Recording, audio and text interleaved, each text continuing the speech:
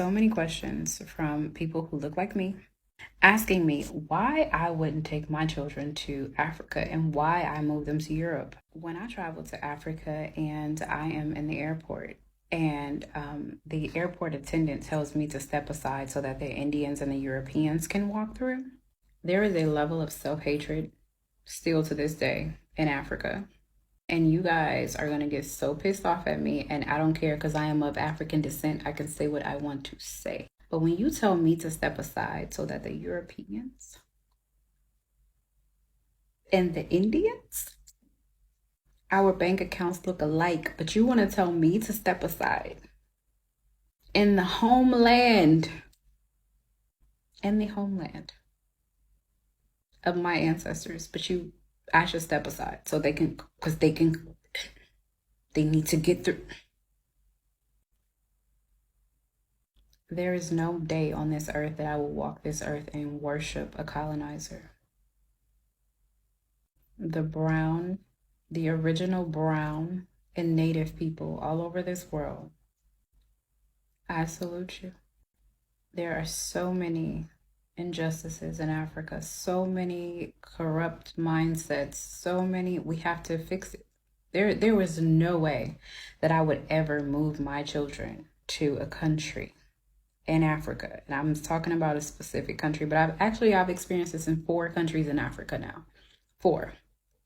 There is no way that I would ever move my children to Africa and have them experience an establishment owner telling me to remove the fan from my side because the American, which again, I have not spoken, so you don't even know where I'm from.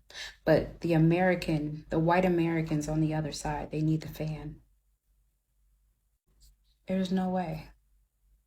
There's no way. This experience is her experience. The opinion that she has is her opinion. But what gets me about these types of videos is that she posts a video, she puts it on social media, and then she doesn't want the reaction that comes with it. Now, in the video, she says that people are not going to like her for what she's saying.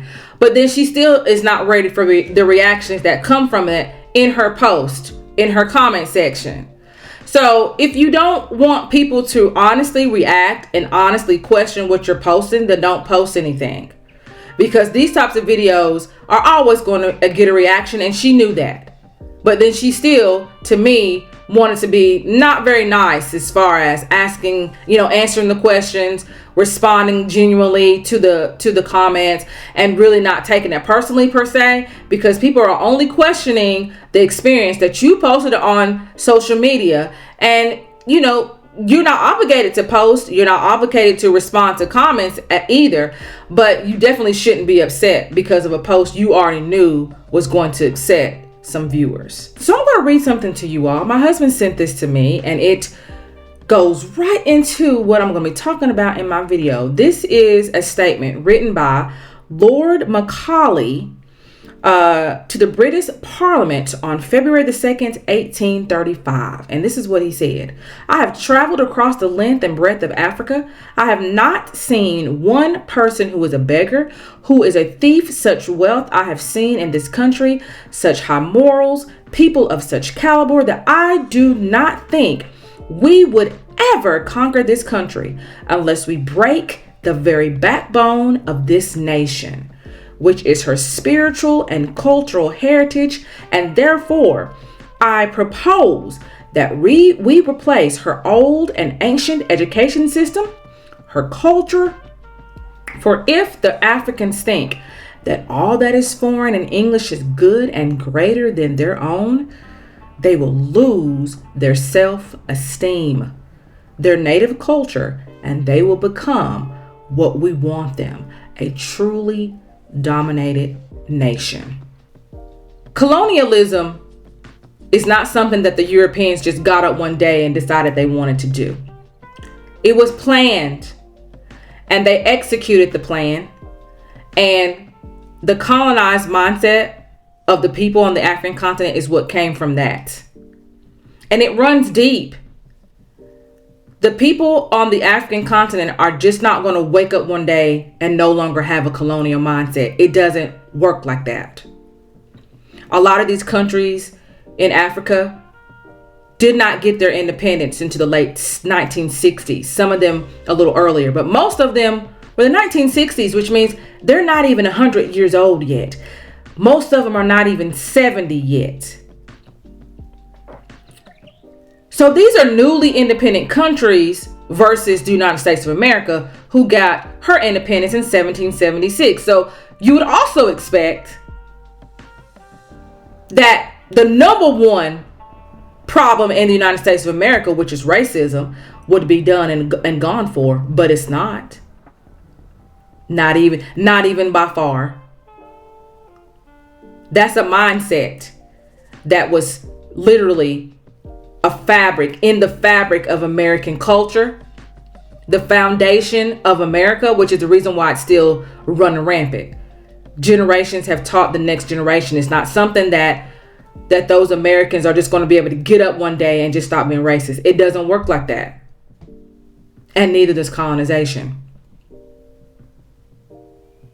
Now, I read an article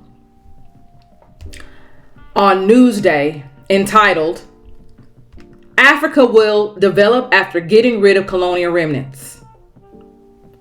So, colonialism is a huge factor in why the countries in Africa are suffering. People don't want to, for whatever reason, put that up there with a big factor. Of course, there are other factors that fall into that, but even that, if you want to tie it into colonialism, the mindset that goes with that, you definitely can do the same. It's still very much a part of the reason why these countries in Africa are not developed. But people do not want to see it that way. They do not want to place any blame on the Europeans or America. They want to place the blame on the African continent. It's your fault why you can't get it together. Don't blame it on colonialism. You need to get over it and move on. And it's like, it's not that simple.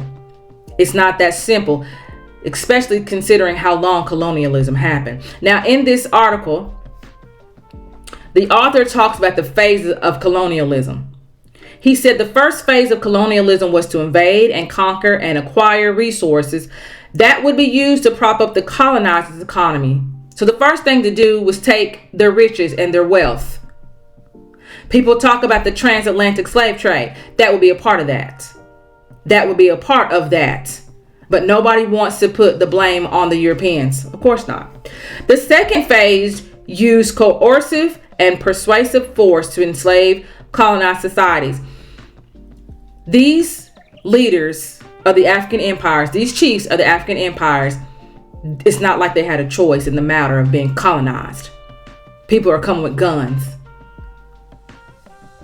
Either you join them, or join them willingly, or they're going to kill all your people, and then you're going to be joined forcefully. You make your choice.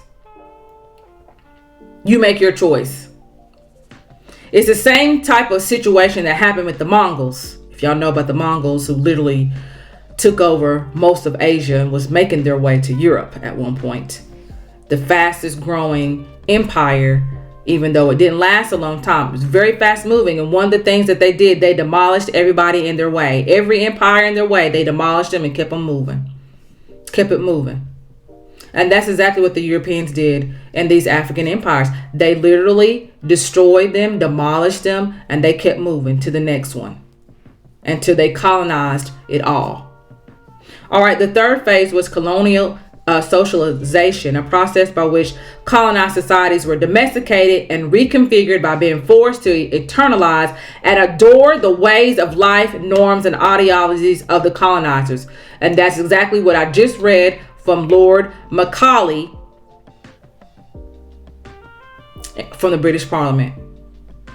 In order for you to make sure that they would never go against you, you have to make them think, or force them to think, that everything that the Europeans did, their lifestyle, their skin tone, their hair, their religion, all of that was the norm. All of that was superior. All of that was the way to go. And whatever you were doing was wrong. evil, unkept, ugly.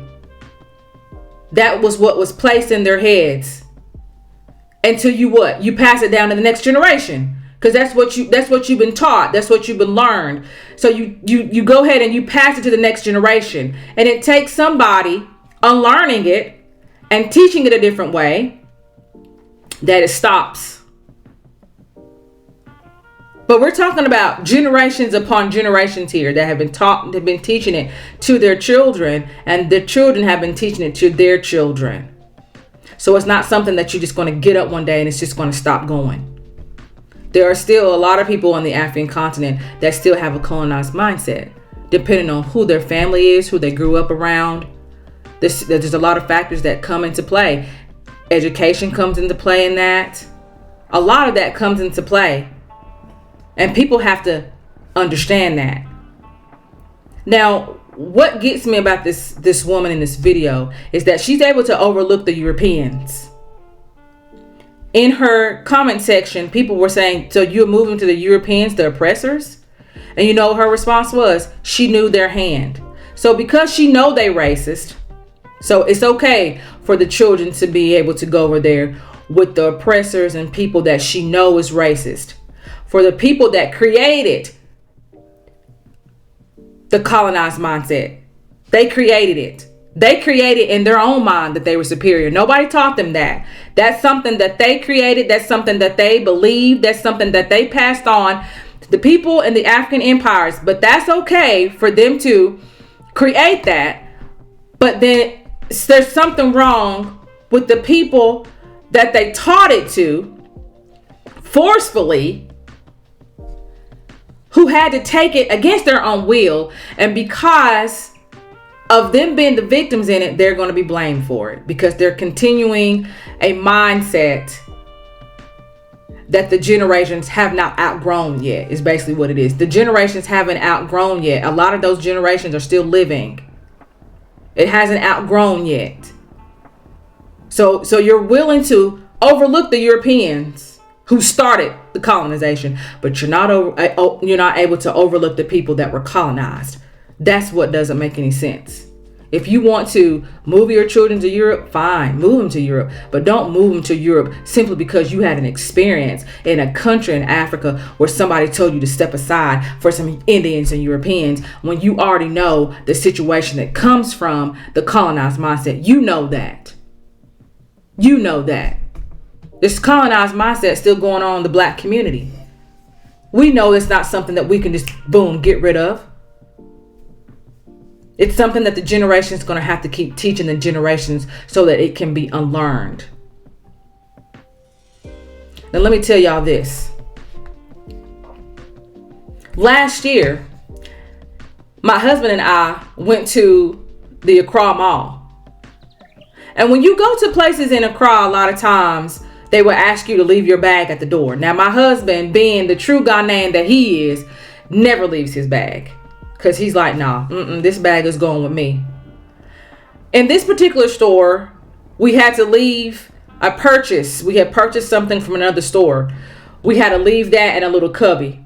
My husband was like, we're not leaving our bags, but we will leave this. Because if it gets stolen or taken, who cares? But we definitely don't want nothing else taken. When we went up to the checkout counter, the same lady that told us to put our bag in the cubby, the same lady saw Indians and Europeans and Lebanese people that coming in, and not one time did she tell them to put their bags in the cubby. Mind you, most of them were coming in there with big backpacks, and not one time did she tell them to put it up. My husband was livid. He went off on her in the store. Yes, he did. Reprimanded her in the store. And if you have ever been around any Ghanaians, they will reprimand you in a heartbeat, especially if they feel like you need it. And if people think that it is deserving and you're supposed to get reprimanded, ain't nobody going to say a word. They're going to sit there and act like there ain't nothing happening. He reprimanded her right there in the store and basically told her that mindset that you got, you need to get rid of it. You don't treat people that don't look like you better than the people that look like you. That's a mindset you need to get rid of. They in our country. That's what he said. They in Ghana. This is your country. This is his country. There's no way you should be treating a foreigner better than you're treating your own people. That's a mindset you got to change. You need to not, you don't ever need to do that again. He went off on her. The people at the counter were laughing. But I give you that story because we don't know what her story is, what that woman's story is. I can tell you that she was young. I can tell you that. But we don't know what she's been taught at home or what she's seeing on social media, because what's been shown on social media is still a very huge factor in a lot of these children's minds in the countries of Africa. They're still seeing the West as this golden place. They're still seeing Europe as this golden place. A lot of people on the African continent are still sending their children to the US for a better education. They're still sending them to Europe for a better education. And then most of the time they're not coming back to the countries of Africa in order to bring that skill there. And even in the United States of America, when we're talking about the Black community, a lot of times we still tend to cater a lot to people that don't look like us. When we're talking about going to different businesses, not really wanting to patronize Black-owned businesses simply because you had a bad experience with one, you want to just forgo all of them. So why does one, it's okay for one, but not okay for the other?